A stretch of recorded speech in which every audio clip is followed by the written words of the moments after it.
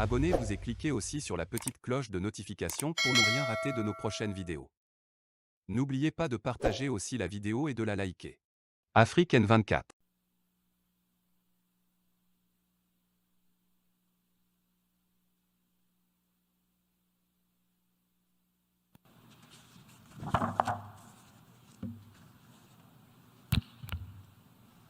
Monsieur le Président de la 77e session de l'Assemblée générale des Nations unies, Mesdames et Messieurs les chefs d'État, de gouvernement et de délégation, Monsieur le Secrétaire général des Nations unies, Mesdames et Messieurs, après des formats inédits de notre Assemblée générale, suite aux contraintes liées à la pandémie au coronavirus, nous voici encore réunis sous le même toit pour débattre sereinement des problèmes qui bouleversent la vie de notre monde.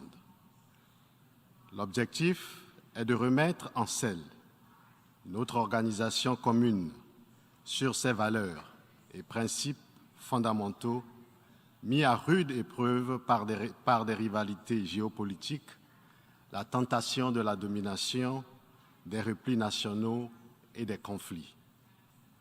Je voudrais donc me féliciter du thème choisi pour orienter le débat général de cette session. Un moment décisif, des solutions transformatrices pour des défis imbriqués. Mais avant de poursuivre mes propos, permettez-moi de vous adresser, Monsieur le Président, mes chaleureuses félicitations pour votre élection à la présidence de notre 77e Assemblée générale, ainsi que nos vœux de succès. Je puis vous assurer du soutien de la délégation togolaise. Je veux également saluer l'action de votre prédécesseur pour le travail accompli dans un contexte assez difficile. Monsieur le Président, Mesdames et Messieurs, pour terminer mon propos, je voudrais inviter chacun à s'interroger sur les fondements du multilatéralisme et des finalités poursuivies par les pères fondateurs en imaginant ce système de gouvernance mondiale. À l'occasion de la 75e session de notre Assemblée générale, nous avons largement débattu ici, aux Nations unies, que nous voulons y réaffirmer notre attachement au multilatéralisme. L'importante déclaration adoptée lors de la commémoration du 75e anniversaire des Nations unies reflète à suffisance la nouvelle ambition multilatérale à laquelle nous avons souscrit et qui veut de plus être juste et équitable et qui souhaite aussi nous montrer que nous sommes le moteur d'un développement et d'une croissance mondiale soutenue. Aujourd'hui, nous sommes invités à des actions concrètes pour répondre aux nombreux défis qui fragilisent notre monde, entre autres le terrorisme et les défis sécuritaires, et nous passons à côté la question de la Covid-19. Mais malheureusement, nous constatons que nous foulons bien trop aux pieds nos engagements multilatéraux. Nous avons parfois enlevé toute leur essence, leur force et leurs racines. Sinon, Mesdames et Messieurs, comment comprendre que le Conseil de sécurité des Nations unies demeure toujours aussi exclusif? Pourquoi ne pas travailler de bonne foi à la réforme de cet organe important du système sécuritaire international en le rendant plus représentatif des réalités actuelles du monde? Monsieur le Président, Mesdames et Messieurs, après cette analyse, nous venons à la conclusion suivante. Nous sommes convaincus aujourd'hui que les pays africains, ou l'Afrique en général, ne veut plus s'aligner sur les grandes puissances quelles qu'elles soient, en raison de la défaillance du concept du multilatéralisme. Le rôle assigné à l'Afrique en ce XXIe siècle est évocateur de l'image qu'ont encore certaines puissances de notre continent, uniquement leur zone d'influence. L'Afrique n'a pratiquement aucun impact sur l'ordre mondial actuel, alors qu'elle subit très drastiquement les conséquences des perturbations de la société internationale. Elle ne revêt d'intérêt aux yeux de certaines puissances que lorsqu'elles se trouvent en difficulté. Il faut se préoccuper de la place que l'Afrique occupe sur la scène mondiale. À la vérité, aujourd'hui, l'Afrique n'occupe pas la place qu'elle devrait tenir sur la scène internationale. Pour de nombreuses puissances, le continent africain n'a pas de rôle à jouer en tant qu'acteur majeur, au sens kantien du terme, sur la scène internationale. Elles pensent habiter le même monde, alors que le monde a profondément changé. Quand les Nations Unies ont été créées en 1945, hormis 2 pays africains que nous connaissons tous, le Libéria et l'Éthiopie, les pays d'Afrique n'étaient pas encore indépendants. Après 77 ans, c'est le même système international, malheureusement, qui perdure du fait de la volonté des 5 membres permanents du Conseil de sécurité que nous connaissons tous.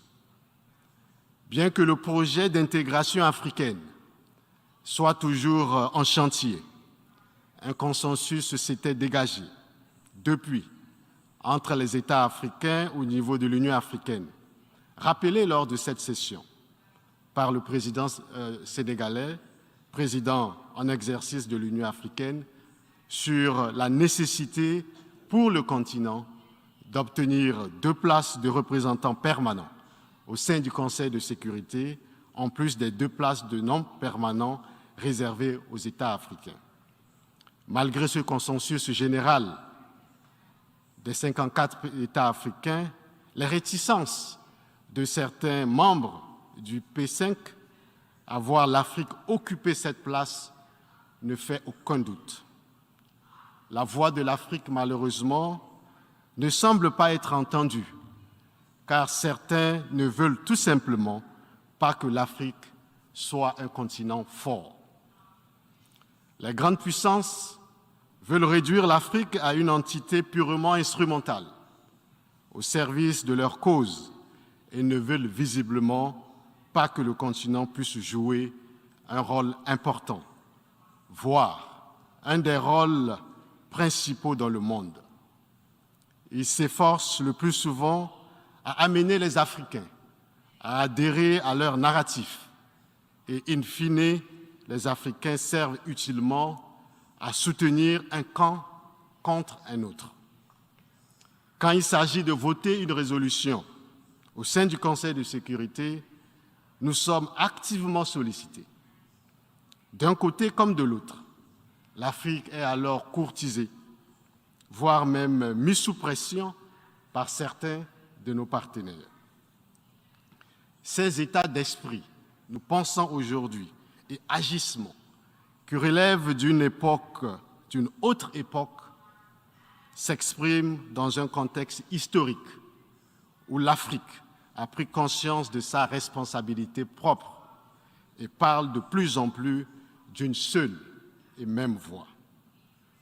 Les fractures de l'époque coloniale entre une Afrique dite francophone, lusophone, anglophone, arabophone, etc., se sont amenuisées, tout comme les idéologies post-guerre froide qui ont dominé toute la deuxième partie du XXe siècle. Aujourd'hui, l'Afrique veut rester elle-même. À la vérité, l'Afrique est africanophone si vous nous permettez ce néologisme. L'Afrique actuelle n'est plus celle des années 1945, encore moins des années 1960. Nous avons aujourd'hui en Afrique une multitude de nouveaux partenaires qui font partie intégrante de la nouvelle géopolitique internationale, bien loin des deux blocs antagonistes qui ont structuré le monde après-guerre du XXe siècle. Le monde s'est décentré pour devenir multipolaire. Pour paraphraser ici Blaise Pascal, le monde est devenu un tout dont le centre est à la fois partout et nulle part. Et l'Afrique ne peut et ne veut plus être les wagons d'une seule et même locomotive.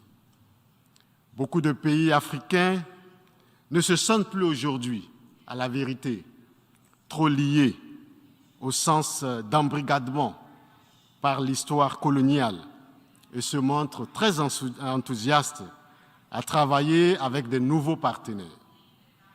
L'ensemble de ces changements, liés à l'histoire elle-même, dont l'essence est d'être perpétuel devenir, mais aussi à la volonté manifeste de changement de paradigme sur la scène de la coopération en Afrique, devrait amener plutôt certaines puissances à un changement de logiciel si elles veulent continuer de travailler avec les Africains. Il y a un défi de changement de mentalité et de comportement chez nos partenaires qui viennent chacun, sans exception, en Afrique avec des agendas tout dictés par leurs propres intérêts. L'Afrique, aujourd'hui, attend plus d'égalité, de respect, d'équité et de justice dans ses relations et partenariats avec le reste du monde, avec les grandes puissances, quelles qu'elles soient. Aujourd'hui, les Africains veulent être les vrais partenaires du reste du monde. Dans le concert des nations, il faut que l'Afrique soit écoutée pour que le dialogue ait un sens. Le déficit d'écoute pervertit le sens du dialogue qui transforme en une juxtaposition des monologues et des raisons partiales, parfois sous le couvert d'un pseudo-multilatéralisme dont le danger réside dans la distorsion de la relation. Or, dans le monde qui est le nôtre aujourd'hui, ce n'est qu'en mettant ensemble nos intelligences que nous pouvons nous mettre d'accord sur les objectifs à réaliser ensemble. Bien que des problématiques essentielles de notre temps demeurent les mêmes, l'appréhension des mêmes problématiques diverge selon qu'on parle du Nord ou du Sud. Sur les grandes problématiques internationales, écouter les voix africaines ne peut pas être simplement un ajustement de discussion. L'Afrique n'a pas certes les mêmes mégaphones comme les grandes puissances du monde, mais la voix de l'Afrique compte et doit compter si l'on veut avoir l'Afrique comme partenaire sur les grands sujets internationaux. Au demeurant, l'Afrique attend un vrai partenariat et nos alliés doivent faire un effort pour accepter l'esprit d'un tel partenariat. Nos alliés ne peuvent pas à chaque fois attendre du soutien inconditionnel du continent. L'Afrique veut coopérer avec ses alliés sur la base de ses intérêts bien compris.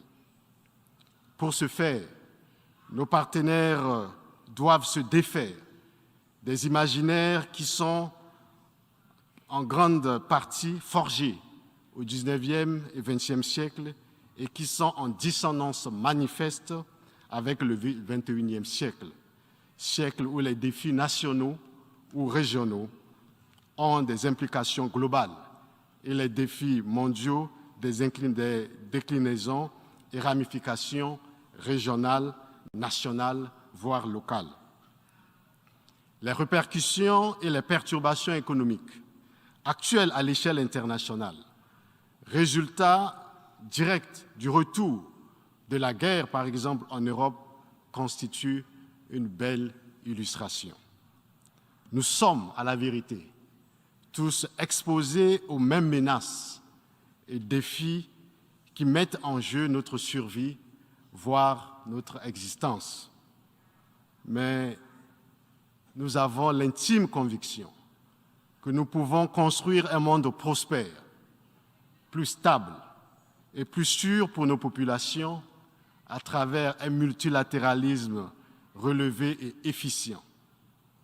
À cette fin, seul un choix s'offre à nous, celui de remettre sous l'égide des Nations Unies ici force et détermination dans notre capacité collective de dialogue, de résilience et de solidarité susceptible de nous permettre de rendre à nouveau notre planète habitable pour tous et de construire ensemble et durablement le monde que nous voulons en partage. Nous devrions, et nous le pensons très sincèrement, lire plus souvent nos textes fondateurs, apprendre à respecter, à considérer les plus petits, les plus faibles et les plus fragiles. Oui, nous pensons qu'un autre monde est possible. Nous y sommes tous condamnés, car en vérité, et là, je me permets une fois de plus de paraphraser le célèbre savant Albert Einstein au sujet de la guerre. C'est Einstein qui nous dit « Je ne sais pas comment sera la Troisième Guerre mondiale, mais je sais qu'il y aura plus beaucoup de monde pour voir la quatrième. » Je vous remercie. Likez la vidéo si ce n'est pas déjà fait. Laissez aussi votre point de vue en commentaire.